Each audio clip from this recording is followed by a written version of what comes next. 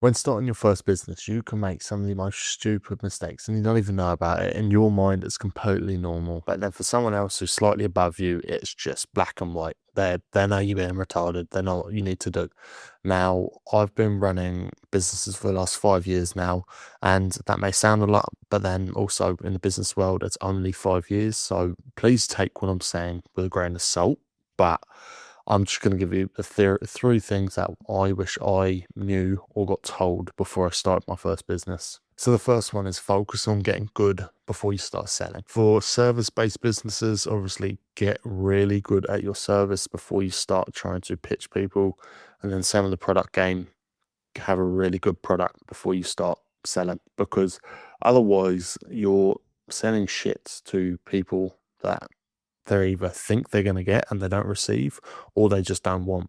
And both sides, it's going to go nowhere. Now, when I was starting, my first proper one was a product business. It was a dropshipping one. The product was absolutely terrible. It would have never have gone anywhere to start with. Um, that one, I did a mentorship course, and they made me the company website and assigned me the product. And then, yeah, so I don't really have much control over it. I also didn't really know much about that game anyway. Um, but yeah, went absolutely nowhere. And then for the service-based business, so currently I run a video editing agency. When I was first starting out as a video editor, I wasn't the best. Like, I was trying to pitch people, or it was before that actually. I was running social media management services, and I was trying to, and had very little experience. And I had or I didn't have enough experience where it's justifiable for someone to pay me, yet I was trying to sell to people. And the problem was that I was spending so much time trying to sell rather than getting good, and it went nowhere. Like, I learned the skill of outreach and doing that badly, but um, when it actually came to the service delivery, it was just non-existent. Skill was terrible. So you actually have to build something people want, and they can't either do themselves faster or cheaper, or you're one of the best where you can outperform and outsell the people who can do it cheaper for you and other competitors. So like with the yeah, it kind of ties into the next one then. The second one is low pricing doesn't get you anywhere. When you're first starting, it may seem like, okay, I'm going to undercut everyone and everyone's going to want me because I can do it so much cheaper. There's two issues with that. One is that the client's perception or the customer's perception is going to be terrible, because, I mean, nearly all the time people assign value to price. So if you've got, just from video editing, if you've got a video and you're charging $5 for it, if someone quoted me $5 for a video, I would think they're terrible, and I wouldn't want to work with them. So you have to think about that, but then also your quality has to match the price. And the second part to charging low prices and why you shouldn't do it is because you can't invest back into your business. Like, again, from a video editing standpoint, if you're charging bottom of the barrel prices, you can't invest in stock assets. So royalty free music or B-roll footage, stock footage, sound effects, things like that. You can't even make the hires in order to have good video editing. And then also your equipment is going to be terrible. So all of these things, they all add up, and then they all equal a quality of service. Sorry, my nose is itchy as shit. I keep on stopping. But yeah, that's the second one. I think it's literally a game of charging higher prices, and you can deliver a higher quality service or give a better product. Like, for myself, I was trying to undercut people, and like, I was still definitely working on my craft and getting good at video editing, but I was still trying to undercut people. And my problem to not charging high, I tied my value to money and thought everyone else thought the same. So $20 to me at the time when I was trying to go full time was an hour's worth of my life. And then to the client, it's like 5 minutes or 10 minutes, whatever it is, a minute. So you have to think about that. It's just because your interpretation of money or your value of money, it doesn't mean it's the same as everyone else's. And then, like, for myself now, my the big sales point and pain point I push into when pitching clients is they can buy back their time, because for the clients now, there's very little revisions compared to other editors, or in the past when I was shit or not very good, there was lots of revisions and it's costing the client a lot of time. And if you're targeting people that are 6, 7, 8 figure business owners, what's the one thing they value the most? Their time. And then if you've got an editor who's doing a terrible job and wasting all their time, then they're not going to want to work with you. So that's why I'm pitching. They can literally buy back their time because they receive the video, it's ready to go and it's ready to post. They just approve it and that's it, rather than spending an hour or two managing an editor.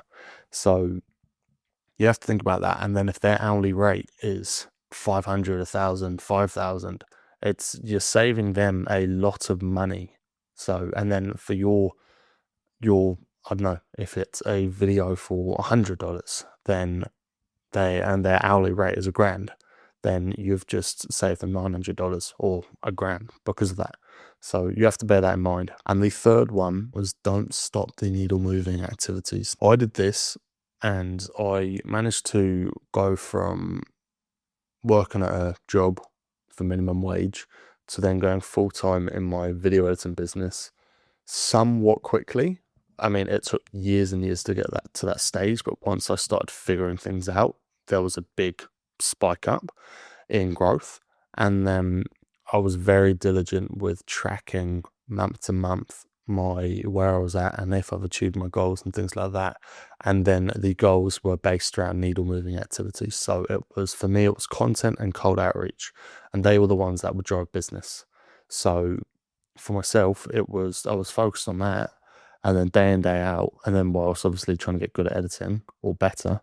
But then as soon as I had somewhat of a full-time roster where I couldn't really take any more clients, I stopped. And then I plateaued for probably about 1.5 years where the business just didn't grow. And I was wondering, why is it not growing? And then I kind of don't know what happened, but I got my head slapped into place and realized I'm not doing anything to try to grow the business. And it's like, no shit, it's not going to grow. Use your head. So if you stop those needle moving activities, you're just going to stay stuck. That's literally all it is. So for the past 4 months now, I've been just focused on scaling business, and then I've actually able to see fairly instant growth because of it. So yeah, those are my 3 things. There's probably a ton more, but I don't want to kind of overload you and bore you. But yeah, I think I'll kind of do a little recap. But if you've got a shit product or a shit service, it's not going to go anywhere. You're stuck from the start. So you really need to focus on becoming the best, or one of the best, or at least justifiable to pay, where the client customer thinks that what they spent is worth the product or service. And then the second one, keeping costs. I mean, making sure it's justified, but keep the cost higher than lower, because you just get punished for charging low prices. Like, I mean, for service delivery, I think, at least in my business, the lower paying customers are the harder ones to work with, the more picky. It's kind of like Hail Marys, where everything is reliant on you for it to run their business and things like that, compared to someone who, and that doesn't mean that it's a shit service, but it's more they're hyper reliant on you when you can't even solve the problem yourself.